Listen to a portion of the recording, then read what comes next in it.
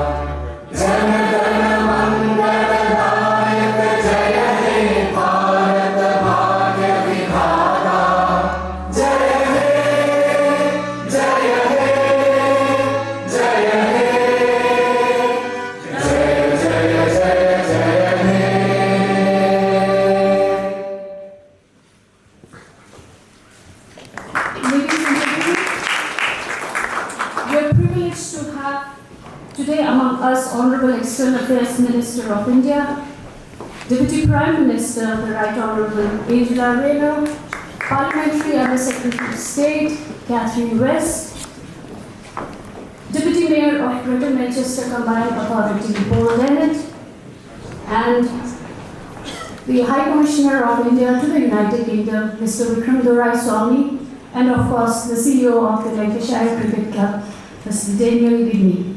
To begin with the official program, may I please invite Daniel to say a few words.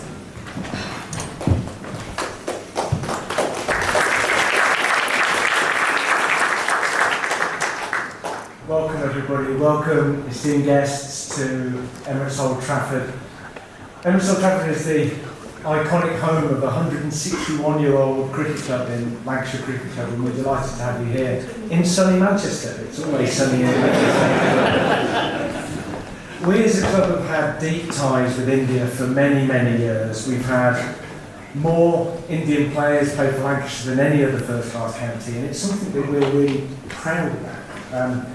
Going back to former captains, the irrepressible Farooq Engineer, who kind of reinvented how Lancashire played one-day cricket, to more recent times, Sourav Ganguly, and of course Harmanpreet Kaur as well, and more recently Washington Sundar, and recent IPL winner Venkatesh Iyer as well. So it's a big legacy that we have and something we want to continue. We've also Lancashire supplied multiple players to the Indian Premier League. Joss Butler, Phil Salt, Liam Livingstone, Luke Wood, Sophie Eccleston, Kate Cross and Tara Norris, just to name a few. And today is International Women's Day, but at Lancashire, every day is International Women's Day, and we're proud to have the most gender diverse leadership across the whole of cricket in the UK. And we're delighted to be hosting the Women's International T20 between India and England here at Emirates Old Trafford in July, followed by a men's test match. And also really pleased today to have Fiona Morris and Liv Bell from Lancashire Thunder, who are with us here today, before flying off to our training camp in Bengaluru. The men are there at the moment and are going to travel next week. And we go on pre-season camp to India every year, and it's something that we're proud of developing and strengthening those links. Last week, you may have seen in the press that Poppy Gustafsson, the Trade Minister, announced £100 million worth of trade deals across the UK from India in her visit to Bengaluru. But what I'm proud to tell you about is that Lancashire itself has recently announced on its own £116 million inward investment from the RPSG conglomerate based in Kolkata, and it's something that we're really excited about to kind of grow that legacy even further, grow those partnerships between Manchester and India, and now for us being partnered with the Lucknow Supergiants in the IPL is something we're really excited about. And that is inward investment straight into Manchester. And as the Deputy Prime Minister I'm sure will agree, is Greater Manchester is the beating heart of inward investment for this country, particularly for culture, tech and sport. And again, just to finish, we're absolutely proud to host you today, and we're delighted that there's now a consulate in Manchester and the official opening of that. So, welcome.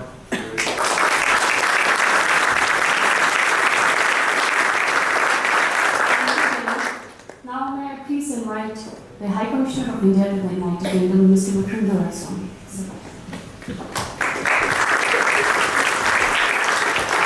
Thank you, Listen. Thank you, Daniel, for your hospitality. It's a great pleasure to be here once again at the home of cricket. As the CEO pointed out, that this is actually the real home of cricket. Never mind what people elsewhere in the UK might think. This is also the home of a number of other sports which have been hugely followed in India. 2 football clubs from this city are hugely followed in India, even if perhaps their results might not have been that great these past few months. I know I support one of them, and I can tell you it's like being a Christian Scientist with appendicitis. But ladies and gentlemen, we're here today for our community and friends of India to welcome the External Affairs Minister of India, our minister, and of course a minister whom I've had the great pleasure of having worked with for many, many years in his career in the Foreign Service also, Dr. Jaishankar, Mrs. Jaishankar, Deputy Prime Minister Angela Rayner, who has been, in a sense, the driving force of our decisions to do so much more in the Manchester area, because I'm sure all of you will agree when Deputy Prime Minister Angela Rayner says jump, you only ask how high. So she said jump to setting up a consulate. We've done that on International Women's Day with our first Consul General, Jaishankar Yaduvanshi. As you can see,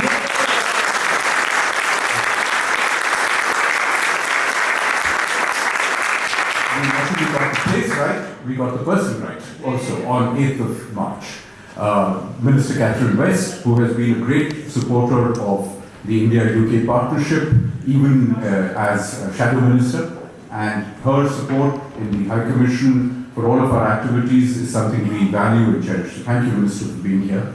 To all of you, friends from Manchester, friends of the India-UK partnership, friends who have run the Manchester-India partnership, Simon, Joe, and others in the business community, to business people who are the beating heart of making this relationship prosper and progress, and of course the academia, Manchester University, the Graphene Centre, the high quality of research that this part of the United Kingdom contributes to global science and tech.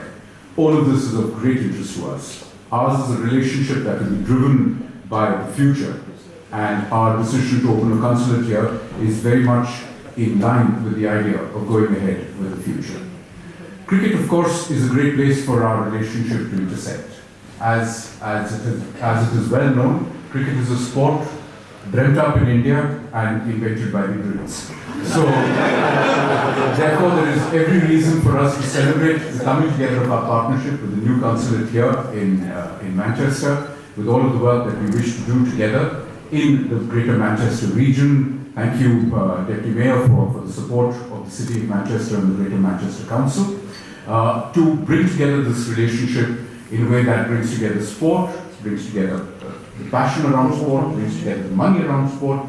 CEO, as you correctly said, we are now connected between Lancashire and Lucknow, which has a nice nice alliteration to that. And of course, with the business and the academia that we wish to drive forward. Ladies and gentlemen, as the warm-up act for my minister, let me thank you once again for everything that you do to make this relationship so much better. And I ask you to have greater energy and greater resolve, because the best is yet to come. Thank you very much.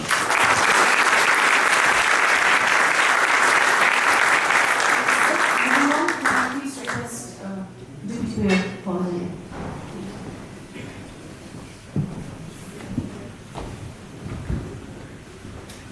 Hello everyone. On behalf of Mayor Burnham, he sends his apologies. Unfortunately, he's in the United States at this point in time, but he would have really loved to have been here with us all today.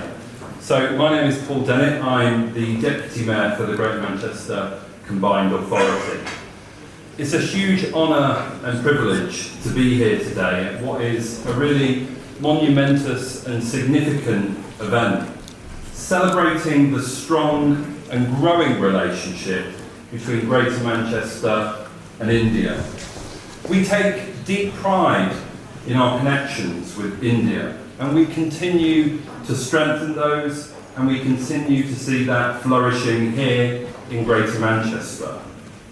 India remains one of the key priority markets in the Greater Manchester International Strategy, demonstrating India's absolute importance to our city region, but also to our global ambitions. Recognising this, we established the Manchester-India Partnership back in 2018 to drive forward Greater Manchester's relationship with India.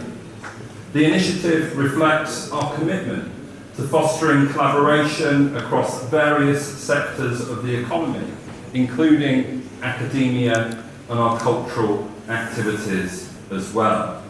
And this relationship and this partnership continues to thrive within our city region. India is a priority for all of us across all pillars of the Greater Manchester International Strategy. And over the years, we've developed strong trade and investment ties, welcoming esteemed Indian companies such as Tech Mahindra and also Hero Cycles to this city region. In addition, our university connects substantial students, Indian students, with over 3,000 Indian students currently studying at Greater Manchester's universities. Those students enrich our academic and cultural life here within our city region. Direct connectivity with India remains a key ambition for Greater Manchester, and we're actively working with Manchester Airport to establish direct routes, further strengthening our ties and facilitating business, education, tourism and cultural exchange. Just this Thursday, Indigo Air announced that they'll be launching a direct route to Manchester this summer.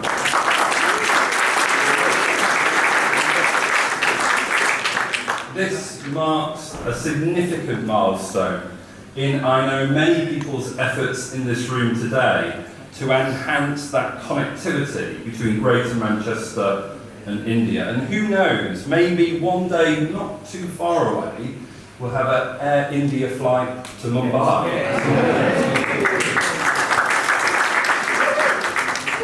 Culture and sport, and obviously being here today, it's rather fitting to be talking about that. But nevertheless, culture and sport are integral to our partnership with India. In 2023, we proudly launched the South Asian Gallery at Manchester Museum, shaped by contributions from our vibrant diaspora community here within Greater Manchester. Additionally, the supporting connections between Manchester and India continue to thrive. Manchester City Football Club, their links with Mumbai City Football and Lancashire Cricket Club's upcoming hosting of the India-England women and men's games this summer build on a really rich history, including obviously the unforgettable India-Pakistan match in 2019. So looking ahead, I'm really excited and delighted at the opportunities to work closer with a consulate, to further deepen our relationship and mutual understanding between Greater Manchester and India. The consulate will play a significant role, a crucial role, in supporting strong Indian diaspora here in Greater Manchester, as well as our businesses and all of the cultural activity that I know many of us enjoy. Ensuring that you as an Indian community have access to essential resources, cultural initiatives and business opportunities. Together, I think we can create great things for the people of Greater Manchester, but also great things for both of our respective nations. Today is a momentous moment. Let us celebrate that. Let us deepen our relationship and let us move forward together in a global economy. Thank you very much.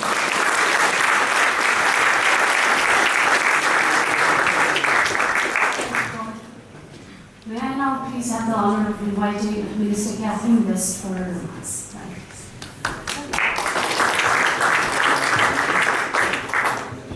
Thank you very much, Ovessa. And for those of you who don't know Ovessa, she does so much in London with us at King Charles Street, and she's a wonderful role model on this International Women's Day. And I wanted to thank so much Dr. Jaishankar and Mrs. Jaishankar for being with us today. And of course, my great friend, the Deputy Prime Minister, Angela Rayner, who's here. And if Angela's here, it's important. So everybody is important. And also other colleagues who I can see here as well. And as I said this morning at the inauguration of the new Indian consulate, your contribution underpins the close friendship between our two countries. Our shared love for cricket, and I am wearing the top, 2019 has been mentioned, it tells the story of the pitch and off the pitch. Having grown up down under, I spent many a summer's day, and as it's International Women's Day, I've been reflecting on the role that girls of my age played, which was mainly in the outfield, throwing the ball back to the boys as they bowled and batted. And I'm so glad that we have the leadership in women's cricket and in women's sport in general, which is showing the true way so that our girls of the future know that they don't have to stay in the outfield throwing the balls back. Mind you, it was a very good development for being in politics later on. And of course, I have such fond memories as well from watching cricket. Stuart Broad taking 6 wickets against India in 2014, going back a few years now. And I'm sure Dr. Jaishankar will remind me of more recent Indian victories when he speaks in a minute, though I'd rather forgotten them. But as we all know, these matches can be fiercely competitive, but they're always grounded in respect and friendship. And once again, I think politics and general civil discourse could learn a lot from sport and the discipline that goes with sport. You can make your point and you can bat and bowl, but keep within the rules and within the confines of doing things properly and being a good sports person.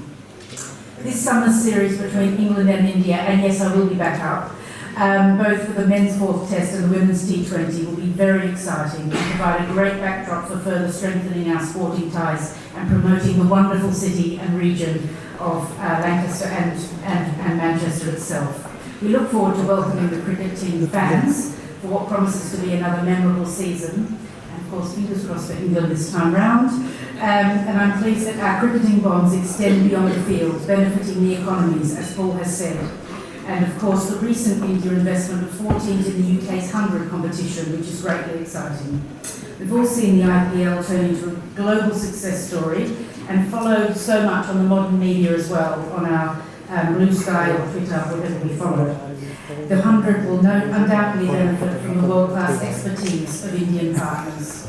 I'm equally pleased that representatives of Lancashire Cricket Club are visiting India next week for the Sports Summit in Bengaluru, and today's also special because of those women being here, and we've just had some wonderful photographs with them celebrating International Women's Day and women's sport. We did see a 22% increase in participation by women and girls in sport last year, And of course, a couple of years ago, England women's cricket team had its highest TV audiences ever for an English summer with over 7 million viewers. Lancashire's been an absolute key to that success, and I was thrilled to meet Olivia and Vi, who are here, and role models like them are crucial in inspiring our next generation. So with India hosting the Women's Cricket World Cup in October, good luck, and thank you once again for having us all here today to celebrate our great relationship and also just celebrate sport and the wonderful way it brings us all together. Thank you.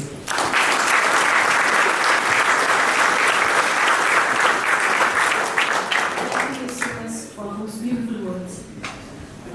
Now I have the distinct honor of inviting Dr. S. Jaishankar, our External Affairs Minister of India, to address us.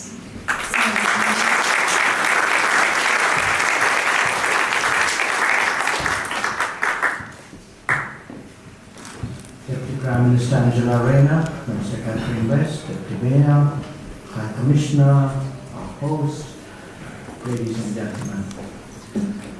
You know, I still can't believe I'm standing at Old Trafford. I don't know how many of you actually know about Brian Statham other than the fact that one of the ends is named after him. I'm a little older than some of you here, and I grew up. My first learnings of cricket were through the radio, listening to commentary about international cricket, other than occasional test matches. We had very few of them those days. Was to really listen to English county matches or follow it on the newspaper. And for me, the moment we said Old Trafford, Lancashire, the first name which came to my mind was Brian Statham. I didn't know till I came here that one of the ends was named after him. And I was even more pleased to discover that the other end was named after a person who I once, in a rapid fire, was asked 5 cricketers I admired the most in the world, and Jimmy Anderson is one. Because, for me, someone who can take that load over such a long period, I'm beginning to identify with it. So it's really, wonderful to be here. And of course, in India, we all know this as a place where Tendulkar's first century happened. And I was so glad today you brought up Farooq Engineer. Because again, like anything in life, one needs to remind people of talent, of greatness, of great moments. And he was someone really special. In fact, they would say in India that when Farooq Engineer appealed, 120,000 other people did, and you got the decision you wanted. But there are many other associations really with Old Trafford. I won't talk of recent matches or Stuart Broad and India. There are some other memories there. But one of them is the World Cup in '83. And I had the pleasure some months ago of releasing the memoirs of Mahinda Ramana, who was the vice captain of that team. And many members of that '83 team turned up for that occasion. Both the book itself and the talk, the conversation that followed, there was so much one learned about what was happening on the field, in the dressing room, and it reminded me of politics. That, you wanted to know really how did that decision get to be taken? What was in people's minds when they took that particular call? And I've always been fascinated by the analogy, by the connection between sports and diplomacy, sports and politics. I think there is a discipline there, there's a diligence there, there's a creativity there, which is not dissimilar. So in many ways, I want to say, for me, it's really a great pleasure that we could follow up the formal inauguration of the consulate today by coming here to Old Trafford to celebrate it. My visit, this is my first visit to Manchester, would have been incomplete without coming to work. So I want to say that. Now, a few words about the consulate, which is the real business. So, you know, there are three big priorities of the Modi government. And in an interesting way, they intersect in the establishment of the consulate. One is the care and concern and the bonding that we have built with the Indian community abroad. The community has been there for a long time. Governments have come and gone in India. But I can really say this, and I say this with all sincerity as someone who's been in the field of foreign policy now for 5 decades. I don't think any Prime Minister has invested as much in the relationship with the diaspora as Narendra Modi has. And the importance, the concern, the value that we put on the diaspora as it connects to the world, this wonderful term living bridge, I think is something really extraordinary. And it's not just an emotion. I think there is a deep understanding behind that. An understanding that in many ways it is the diaspora which shapes the image of India across the world. You know, I often tell people when you go out of India and you talk about your country, they don't think of it in terms of a book they read, maybe they do a bit, or a place, you know, something they remember from the geography or history lesson. I think they often and increasingly think of it as a person living. They put a face to it. They put an experience to it. And when I first started out in the world of diplomacy, this was not either the footprint of India or the image of India. And I believe there's a connection between it. And when I see this relationship in particular, I really today want to applaud the contribution of the Indian community to building the relationship.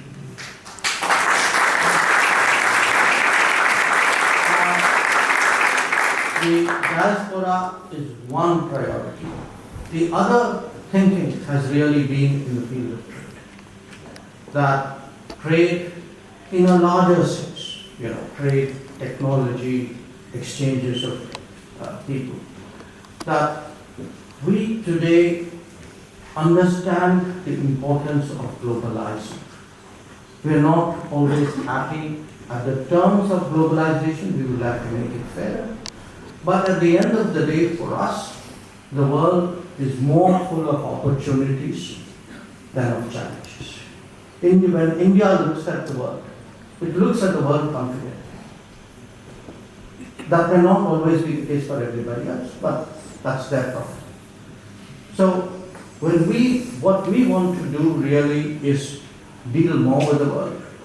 You know, promote mobility, promote trade, promote investment, promote students, promote tourism, any form of exchanges, promote airline flights. So it was very interesting last year when we were working on the manifesto for the election. We actually had a significant part of it devoted to foreign policy. And in fact, a very explicit mention that we would increase the number of consulates and embassies across the world. So, in many ways, today's function is a promise that we have delivered not just to the community, but a promise that we have delivered to ourselves, that we will build a more globalized India, we will build a more connected India, we will build an India which values the contribution that the Indian community abroad can make. The third trend, the intersection between the three, the diaspora, the trade, is actually our relationship with India. That it is a relationship rooted in history. That history is a very complex history, all of you understand that. But I think in any heritage, the smart, sensible people, in any relationship, it applies to interpersonal relations as well. every big, deep, important relationship is a mixed one. I think it's important to pick on the good side, look for the possibilities there. I'm not saying that one doesn't deal with the problems. I think that they need to be addressed. That will and should happen. But overall, I think when we look at the relationship with the United Kingdom, it is a relationship that we believe has immense potential actually to grow, to deepen.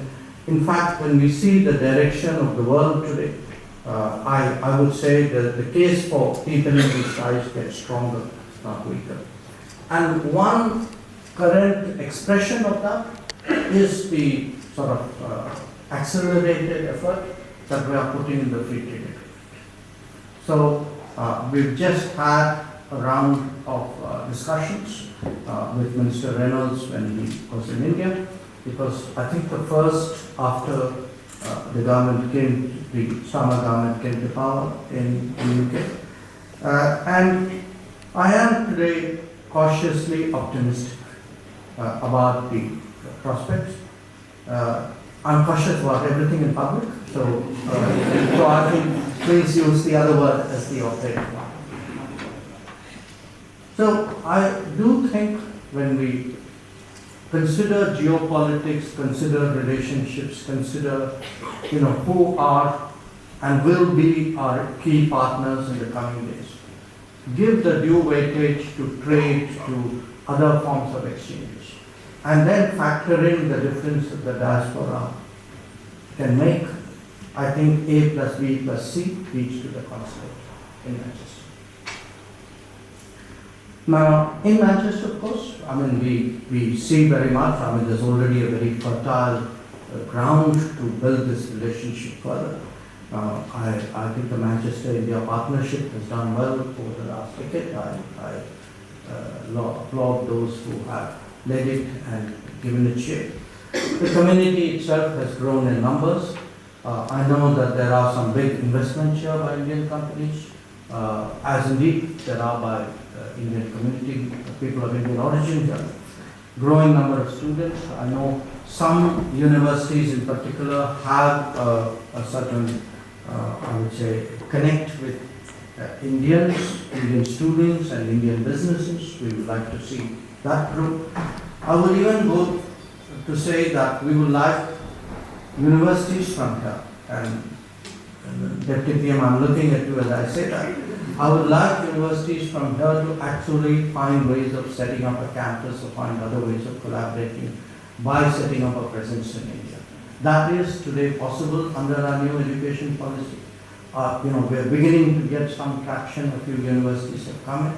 And I think if we have Indian students here and a university from Manchester in India, I cannot think of a better way really of connecting up there.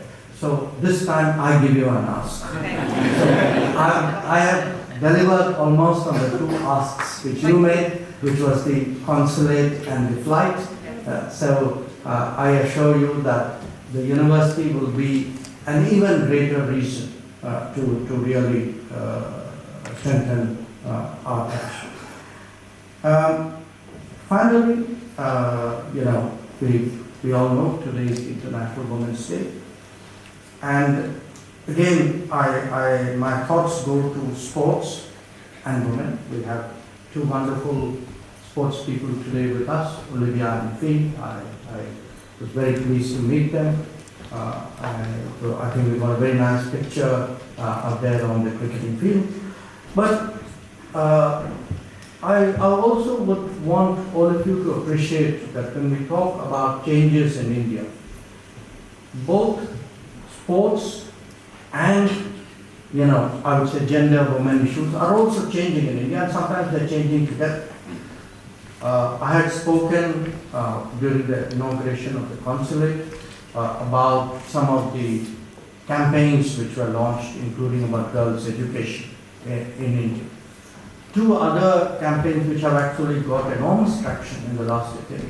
One is something called Khelo India, which is like a sports initiative to encourage students and young people, to get out of their classrooms and workplaces and get physically more active and do that. And the second is Fitness India, Fit India, which is, it doesn't, it's not just young people who need to be fit, everybody needs to be fit.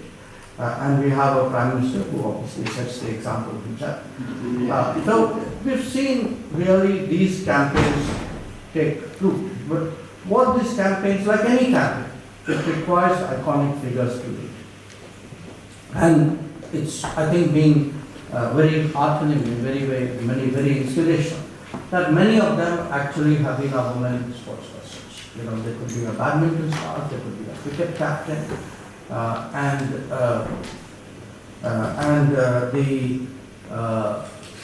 the net impact of that, I think, just like health or nutrition have ripple impact, education has a big ripple impact. Education helps health, education helps nutrition, so does sports. So sports is not just about personal discipline and motivation and that ability to compete. I think a fitter country, a more sports-focused country, is a healthier country in many ways. It's a far more, I would say, in terms of the spirit and morale and the outlook of society. I think it makes a very big difference. So on continuing that train of thought on International Women's Day, I've spoken about the social campaigns we have launched. But if one looks today, even in the business world, we in India we give these small loans to people. These are unsecured loans to help them start a business. It runs really to tens of millions of beneficiaries. And I think about 70% of them are actually given to women. And it's astonishing today how good the repayment numbers are for these unsecured loans that we give. We give loans even to street vendors.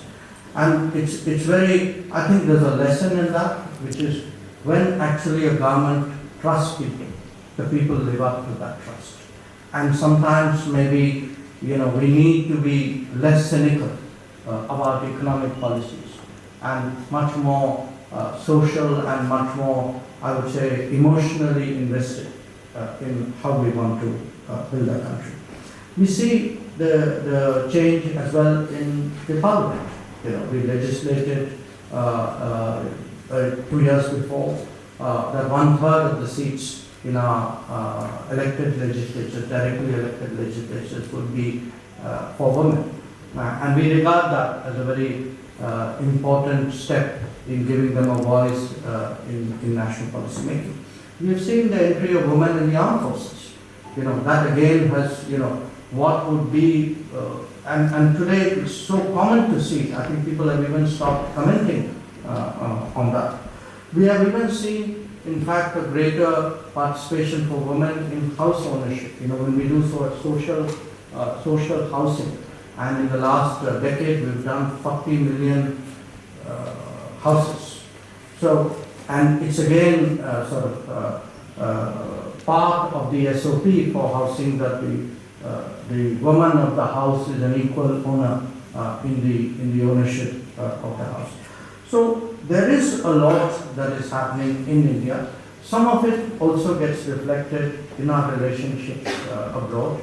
One of the developments with respect to the UK, incidentally, is we set up centers to help those in difficulties. It is called Pravasi Bharatiya Sahayata Kendras. And the first one which we are doing actually in this part of the world is in the UK. I think we are officially inaugurating it today or maybe by saying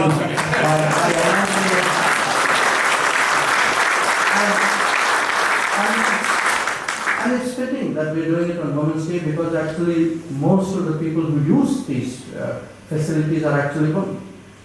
So my message really to you today is that this is not just an office we have opened. It is really an investment in a relationship on which we have very high hopes. It is an expression today of the value in which we hold the Indian community. It reflects our desire to serve the community better. We hope it would become a magnet to connect India and Manchester and the Greater Manchester region more deeply. We certainly hope that it would spur more trade and investment and education and technology related activities. And most of all, we know that it will be an important step in a deeper partnership with the United Kingdom. So I thank you all again today for joining us on this occasion. And I'm confident we'll have wonderful matches, both women's and men's, in July this year. I have to find some reason to try to come back at that point. I'll do my best. It's not always been easy. But yes. So I'm counting on that's perhaps my second last. Thank you very much.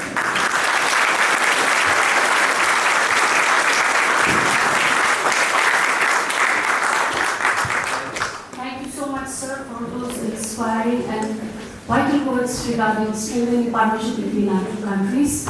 Ladies and gentlemen, last but not least, as we celebrate the opening of the new consulate in Manchester, and of course in the spirit of progress and equality, and on the International Women's Day, which is officially today, but unofficially every day, as mentioned by Daniel. May I please invite my friend and colleague Jaishankar for a vote of thanks. Thank you very much.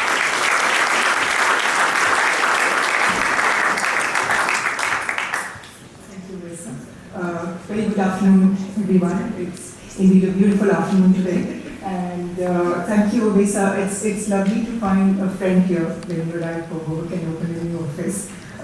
She's an amazing woman. And let us, I want to celebrate more of us like her. And wish you a very, very happy International Women's Day. Now, kindly allow me to extend a vote of thanks very quickly. Honorable External Affairs Minister of India, Dr. S. Jaishankar, Right Honorable Deputy Prime Minister of the UK, Angela Rayner, Parliamentary Under Secretary of State, Katherine West, Deputy Mayor, Paul Dennett, High Commissioner of India to the UK, Mr. Vikram Doraiswamy, CEO of Lancashire Cricket Club, Junior, esteemed dignitaries, distinguished guests, colleagues, and friends. It is both a privilege and a pleasure to extend my heartfelt gratitude on this momentous occasion of the inauguration of the Indian Consulate, a milestone in India-UK relations. At the outset, I express my deepest gratitude to Honorable External Affairs Minister of India for his inspiring leadership and for gracing this occasion with his presence. Sir, your guidance continues to strengthen our diplomatic outreach and strategic partnership between India and the UK. I am equally honored to extend my sincere gratitude to Right Honourable Deputy Prime Minister of the UK for joining us today. Wish you a very happy Women's Day once again. Your presence underlines the deep-rooted and ever-evolving partnership between our two countries, built on shared history, mutual respect, and a vision for a prosperous future.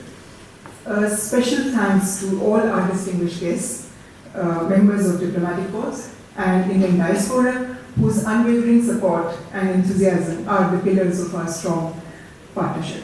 On a personal note, standing here in the UK again brings back fond memories of my stint in London and Oxford. I recall a professor once saying that diplomacy is not about changing minds overnight, but about building bridges that stand the test of time. This new consulate is one such bridge, ensuring stronger collaboration between our nations.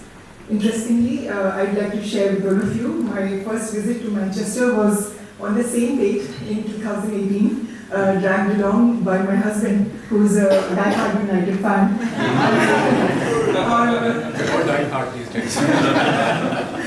Yes. However, the classic British weather that day made me doubt my life choices. But I'm so happy to be here once again. I would like to extend my appreciation to my dedicated colleagues at the High Commission of India, London, and CGI Birmingham, whose tireless efforts have made this day possible. Finally, I thank each and every one of you for your presence today as we embark on this new chapter. I look forward to working towards a future filled with opportunities and milestones. Thank you very much.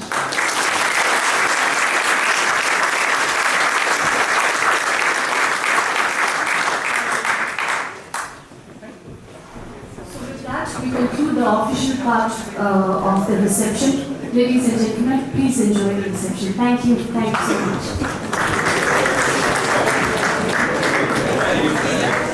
Going.